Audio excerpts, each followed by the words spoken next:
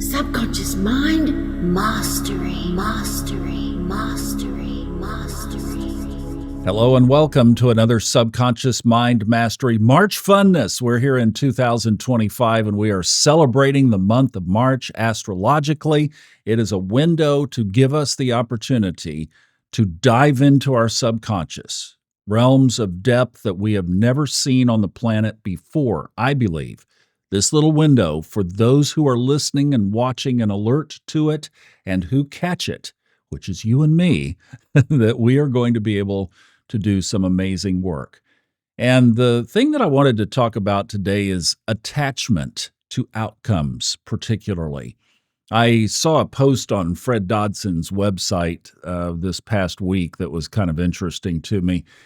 I guess he said he was in Las Vegas and that and by the way, Fred is going to be in the next episode, not from Las Vegas, but said that he ducked into a casino. And he said he doesn't do casinos. I don't either. I mean, not that there's anything wrong with that at all, not make wrong at all. It's just something that I've never cottoned up to.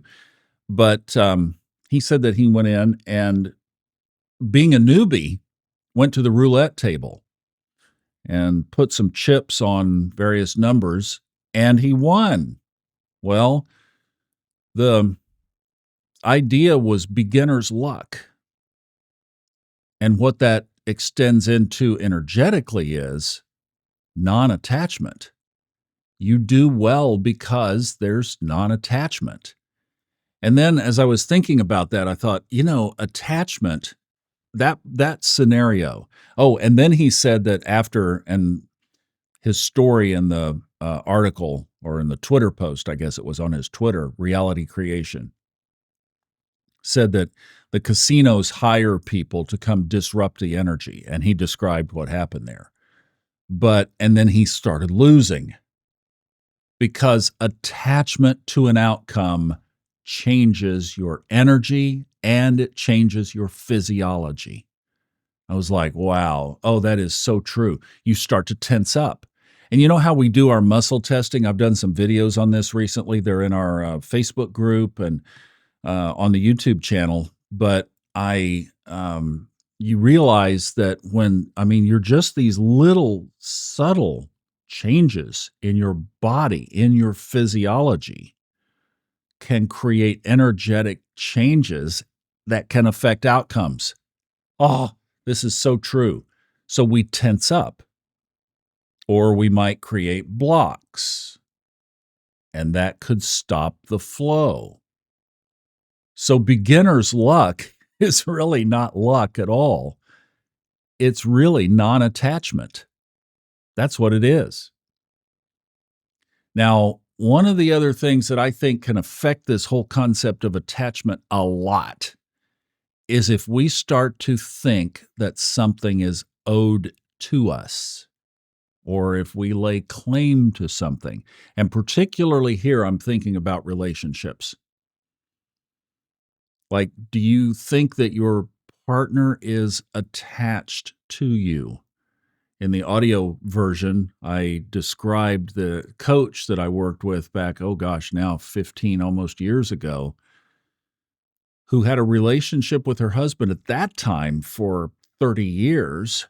And that what their deal was is every year when they got married, they said this is how they decided to structure their relationship, that they would have an anniversary dinner, and they would agree, part of the things they did to celebrate the evening was either you re-up for the next year, or if you want out, you can get out.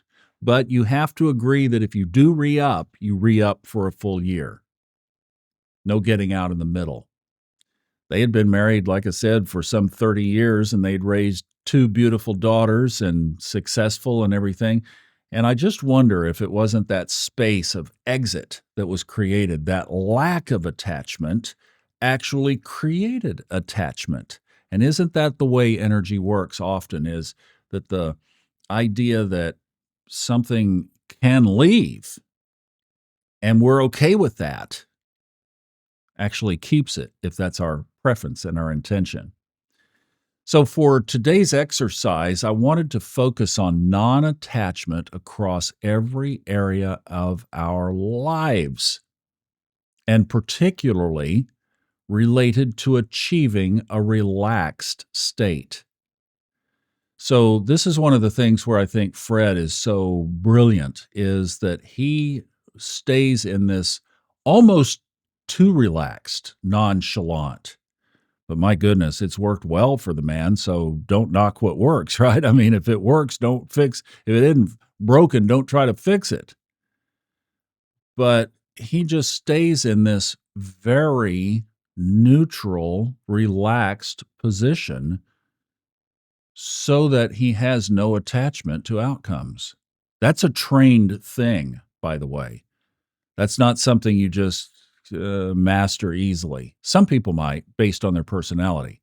But typically, we have a lot of attachments to a lot of things. So, my hope and wish is that we will be able to take some time today, this weekend, the week ahead, carve out some days specifically, and build into your routine to take a look at what attachments are in your life. And I'm going to encourage you to be incredibly truthful and real with yourself in doing this. Because Neptune is in Pisces, and it amazes me how many people are living some kind of just delusion in their lives right now.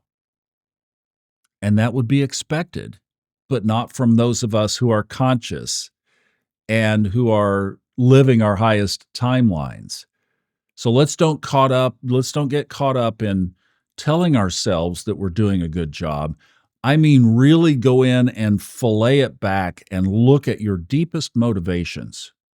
See, one of the things that I'm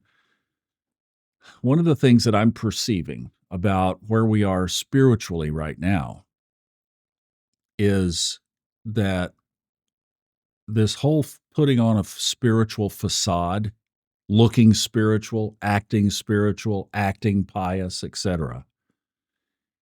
Aries isn't going to like that. That was okay in Pisces, probably preferred in Pisces.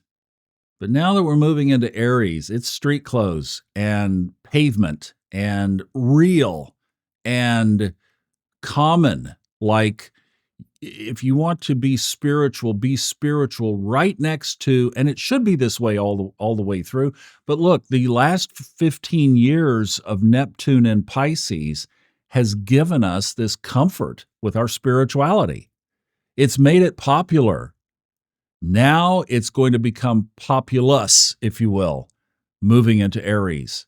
We're going to hit the reality of real life when it moves in there. So it's time to stop living these delusions.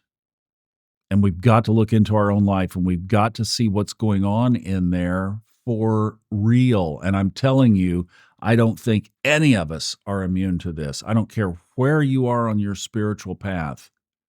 The chance that there could be some things that you are simply not seeing clearly is a possibility. So at least take that as a challenge to say, I'm willing to look at it and go in there and root out what may not be serving you. And I mean, this is into the core depth of everything that we are, being honest with ourselves. So you can do this however you prefer. Some people like to get into the bathtub, and what a great time. Candles, maybe some soft music, aromas, therapy, etc. And that's your Zen place to do this kind of work. Fantastic. Go for it. It could be that it's a morning recliner with a blanket up over you if it's wintertime where you are, and you have a journal in your lap and a cup of coffee or tea over there, and that's your little quiet moment, and that's your little Zen spot. For some, it might be on a mat. Absolutely. Best time, best place, right? That's where you connect. It might be that you need physical activity. So you get out on a hiking trail, or you get on the jogging trail, or go climb the stairs at the high school football stadium near you, or whatever it is. But somehow, some way, find your Zen spot. And for this whole month, I would really put at the top of your examination, looking into, am I being completely, totally authentic across all areas of my life in every kind of way? And if not, then ask, because we have this amazing support built in right now to help us reveal the truth, number one, know what the program is and how we can change it, and to make the changes. So if you're not being honest with yourself in this way of attachments, let them go. Just drop the attachment. You can go back if you need to laugh with it a little bit and watch my favorite Bob Newhart skit about stop it. It's on YouTube. Just stop it. Stop those attachments. All right, we're going to have fun with this. Fred's going to join us tomorrow. Speaking of, wanted to talk about him a little bit today. Great story. I mean, it really is. You just can see it. Like, hey, I don't go to casinos. You go in a casino, you win because you don't have attachment. Get into that position. I love you so much. Oh, this is so exciting. I love the thrill of this once in a forever experience. I'll see you back tomorrow with Fred, and we'll be back all through the week with more. And as always, enjoy the journey.